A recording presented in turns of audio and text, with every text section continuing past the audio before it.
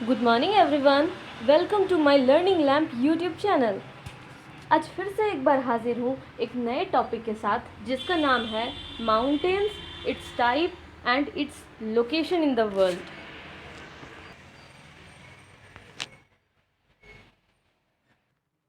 ये वीडियो आप सभी एस्पिरेंट्स के लिए बहुत ही हेल्पफुल रहने वाला है, जो C TET, B TET, J TET, इसके साथ ही UPSC, BPSC, Bihar SI, SSC या आरआरबी या फिर किसी भी जनरल कंपटीशन की तैयारी कर रहे हैं। इस वीडियो में मैं माउंटेन्स, उसके ज्योग्राफिकल लोकेशन और उसके साथ ही उनके वेरियस टाइप्स के बारे में बताने वाली हूँ, जिससे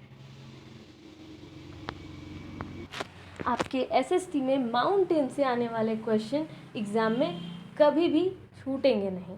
तो चलिए शुरू करते हैं। तो जैसा कि आपको यहाँ पर ये पूरे वर्ल्ड का मैप दिखाई दे रहा है, इसमें मैं आपको यहाँ पे कॉन्टिनेंट के नाम एक बार बता देती हूँ। ये है आपका एशिया महादेश। ये वाला पार्ट आपका एशिया महादेश में आता है। जैसा कि आप जानते हैं कि विश्व के 7 महादेशों में से सबसे बड़ा महादेश है एशिया, यानी कि ये वाला पार्ट, जिसमें हमारा इंडिया भी आता है। साथ ही इधर वाला आपका ये वाला पार्ट ये सारा आपका यूरोप के अंदर आता है। और इसके नीचे वाला आप देख सकते हैं, ये अफ्रीका महादेश है। साथ ही ये है हमारा north America, south America, Australia, और साथ ही सबसे नीचे में हमारा एक महादेश है जो आपको इसमें नहीं दिख रहा है, पर यहाँ पर एक महादेश है जिसका नाम है अंटार्कटिका। एक्चुअल में उसके बारे में हम लोग ज़्यादा चर्चा इसलिए नहीं करेंगे क्योंकि उससे वह हमेशा सालों भर बर्फ़ की चादरों से ढका रहता है, इसलिए उससे एग्ज़ाम में क्वेश्चन काफ़ी कम बनते हैं। तो चलिए माउंटेन्स के बारे में शुरू करते हैं। पर्वत क्या होते हैं? पर्वत का अर्थ होता है धरातल से कुछ ऊंचा उठा हुआ पार्ट जो पृथ्वी के समतल से इक्वल ना होकर के काफ़ी ऊंचा होता है। तो ये अपने उत्पत्ति के आधार पर 4 प्रकार के होते हैं। सबसे पहला है हमारा ब्लॉक माउंटेन्स, फिर रेसिड्यूअल यानी कि अवशिष्ट पर्वत, एक्यूमुलेटेड यानी कि संचित पर्वत, और फोल्ड माउंटेन्स। हम चारों के बारे में एक एक करके पढ़ेंगे। तो सबसे पहले मैं बताती हूँ ब्लॉक माउंटेन्स क्या होते हैं। तो वैसे माउंटेन्स जो चट्टानों में स्थित भ्रंश के कारण उसके अगल बगल वाले पार्ट जो है ऊंचे उठ जाते हैं और बीच का पार्ट धंसा हुआ हो जाता है, जिसे हम अक्सर रिफ्ट घाटियाँ भी कहते हैं। जी हाँ, रिफ्ट घाटियाँ भी कहते हैं। तो ऐसे माउंटेन्स को हम लोग ब्लॉक माउंटेन्स के नाम से जानते हैं। फॉर एग्ज़ाम्पल वॉस्जिस माउंटेन जो आपके फ्रांस में है, साथ ही ब्लैक फॉरेस्ट जो आपका जर्मनी में है, और एक और तीसरा माउंटेन रेंज है सॉल्ट रेंज जो आपका पाकिस्तान में है। जी हाँ, सॉल्ट रेंज जो आपका पाकिस्तान में है, ब्लैक फॉरेस्ट आप जैसा कि इमेज में देख सकते हैं जर्मनी में है, और वॉस्जिस माउंटेन्स जो आपके ब्लॉक पर्वत यानी कि 2 साइड से उठे हुए पार्ट्स के साथ बीच में उसके रिफ्ट घाटियाँ बहती हैं, वैसे माउंटेन्स यानी कि ब्लॉक माउंटेन्स में ये गिने जाते हैं। जी हाँ, black forest Germany, salt range Pakistan और वॉस्जिस माउंटेन फ्रांस। आप लोगों को याद हो गया होगा।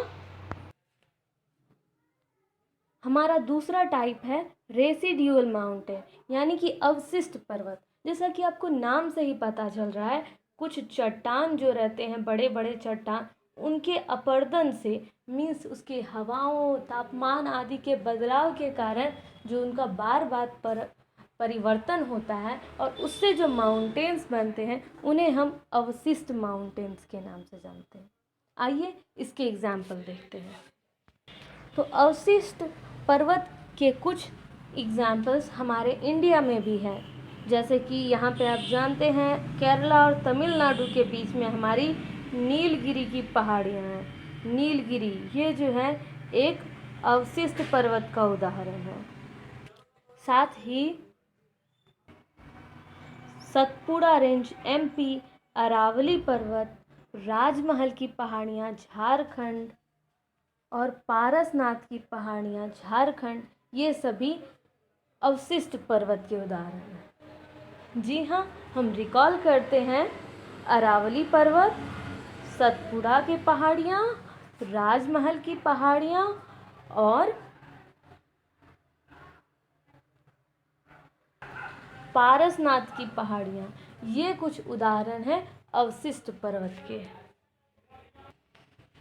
साथ ही स्पेन का सियरा माउंटेन्स, स्पेन का सियरा माउंटेन्स, ये भी उदाहरण हैं आपके अवशिष्ट पर्वत के। हमारा तीसरा टाइप है एक्यूमुलेटेड माउंटेन्स, यानी कि संचित पर्वत। तो संचित, जैसा आपको नाम से ही पता चल रहा है, बालू, कंकड़, पत्थर, चट्टानों के एक जगह जमा होने से जो माउंटेन्स बनते हैं वो एक्यूमुलेटेड माउंटेन्स की श्रेणी में आते हैं। साथ ही फोल्ड माउंटेन्स, फोल्ड यानी कि वलित पर्वत, ये ऐसे पर्वत होते हैं जो पृथ्वी, यानी कि आप जानते होंगे हमारा जो अर्थ है वो बहुत सारे टेक्टोनिक प्लेट्स पर बना हुआ है। उसका जो ऊपरी आवरण है वो प्लेट्स पर जमा हुआ है और उसके खिसकने के कारण भूकंप भी आता है और इन प्लेट्स के स्थितियों के कारण ही ये आपस में कुछ खिसक रहे हैं। मीन्स ये जो प्लेट्स हैं, टोटल 8 टेक्टोनिक प्लेट्स हैं, ये अपनी स्थिति से धीरे धीरे इधर उधर होते रहते हैं, जिनके फलस्वरूप कुछ ऐसे भ्रंश घाटियों से टकराव के कारण कुछ अलग अलग तरह के स्थल मंडल या जल मंडल का विकास होता है, जिन्हें हम वलित पर्वत कहते हैं।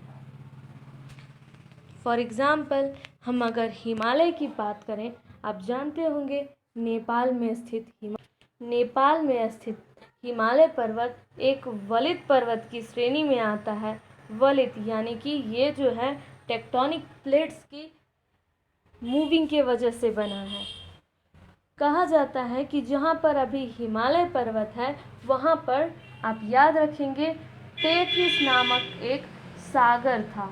जी हाँ, याद रखेंगे टेथिस नाम का एक सागर था। ये क्वेश्चन भी कई बार एग्ज़ाम में पूछा जा चुका है कि हिमालय पर्वत के बनने से पहले वहाँ पर क्या था, तो वहाँ पर टेथिस नामक एक सागर था, जिसकी जगह पर अभी वलित पर्वत हिमालय का निर्माण हुआ है। साथ ही वलित पर्वत के कुछ उदाहरण यूएसए के रॉकी माउंटेन्स और साउथ अमेरिका के यहाँ इस वाले पार्ट में स्थित एंडीज पर्वतमाला भी है। जी हाँ, एंडीज पर्वतमाला, हिमालय, रॉकी माउंटेन्स, यूराल पर्वत आदि आपके वलित पर्वत के उदाहरण में आते हैं। तो चलिए आज मैं कुछ माउंटेन्स के और टाइप्स की बात करती हूँ जो आपके एशिया और अफ्रीका और यूरोप में स्थित है। तो सबसे पहला हिमालय पर्वत आप जानते हैं हमारा नेपाल में है और इसकी सबसे ऊंची चोटी माउंट एवरेस्ट है जो 8,848 मीटर ऊंची है। साथ ही आपका कई बार क्वेश्चन आता है कि ये यूरोप वाला पार्ट और ये एशिया के ये पूरे पार्ट को जो डिवाइड करने वाला, जो बीच से लाइन बनाने वाला माउंटेन रेंज है, तो वो कौन सा है? तो आप हमेशा याद रखेंगे एशिया और यूरोप के बीच डिवाइडिंग रेंज का माउंटेन 2 है। एक है माउंट यूराल और काकेशस पर्वत। तो याद रखेंगे आप यूराल माउंटेन्स और काकेशस माउंटेन्स एशिया और यूरोप के बीच डिवाइडिंग रेंज बनाते हैं। ये जो डिवाइडिंग रेंज है, यहाँ पर आपका जो माउंटेन्स है वो है यूराल माउंटेन्स और काकेशस माउंटेन्स। तो चलिए यूरोप के कुछ प्रमुख पर्वत यूराल, काकेशस, पैरिनेज और आल्प्स की बात करते हैं। यूरोप में स्थित एक प्रमुख पर्वत में से एक आता है आल्प्स माउंटेन्स, और इसकी सबसे ऊंची चोटी जो है उसका नाम है माउंट ब्लैक।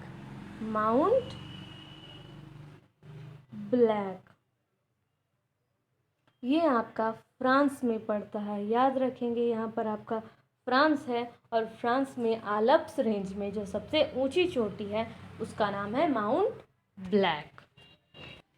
साथ ही यूरोप और एशिया को डिवाइड करने वाले इस माउंटेन रेंज यूराल माउंटेन्स, उसकी जो सबसे ऊंची चोटी है उसका नाम है माउंट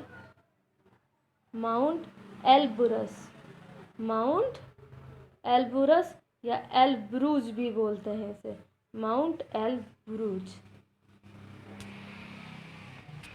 अब हम कुछ एशिया के माउंटेन्स की बात करते हैं। तो हिमालय पर्वत, काराकोरम श्रृंखला, यूराल माउंटेन्स और अरावली पर्वत श्रृंखला। यूराल मैंने यहाँ पर दोबारा इसलिए लिखा है क्योंकि ये एशिया में भी पड़ता है और साथ ही इसका कुछ पार्ट यूरोप में भी पड़ता है। तो आइए हम इसके मैप में स्थिति देखते हैं और इसके साथ ही ये आपको पूरी तरह से याद हो जाएगा। तो हिमालय आप जानते हैं नेपाल में पड़ता है। साथ ही अरावली पर्वत जो आपके इंडिया में राजस्थान, गुजरात से लेकर के हरियाणा और फिर दिल्ली तक जाता है। साथ ही हमारा जो तीसरा एशिया का प्रमुख पर्वत है वो है हमारा काराकोरम। तो ये काराकोरम रेंज जो है इंडिया से चाइना तक फैला हुआ है और इसकी सबसे ऊंची चोटी जो है वो है K2 यानी कि गॉडविन ऑस्टिन। ये इंडिया की सबसे ऊंची चोटी भी है। दुनिया की सबसे ऊंची चोटी माउंट एवरेस्ट, और इंडिया की सबसे ऊंची चोटी बोले तो काराकोरम 2, गॉडविन ऑस्टिन, दोनों एक ही है जो आपके काराकोरम रेंज में पड़ती है। तो इस तरह से मैंने आज विश्व के कुछ इम्पॉर्टेंट माउंटेन्स और माउंटेन्स के साथ ही उनके टाइप्स और उनकी ज्योग्राफिकल लोकेशन के बारे में आपको बताया। तो चलिए, अगर आपको मेरा ये वीडियो पसंद आया हो तो इसे ज़्यादा से ज़्यादा लाइक, शेयर, सब्सक्राइब करें और साथ ही आप अपने यूज़फुल कमेंट्स भी करें। मेरे चैनल को सब्सक्राइब करने और पूरा देखने के लिए धन्यवाद।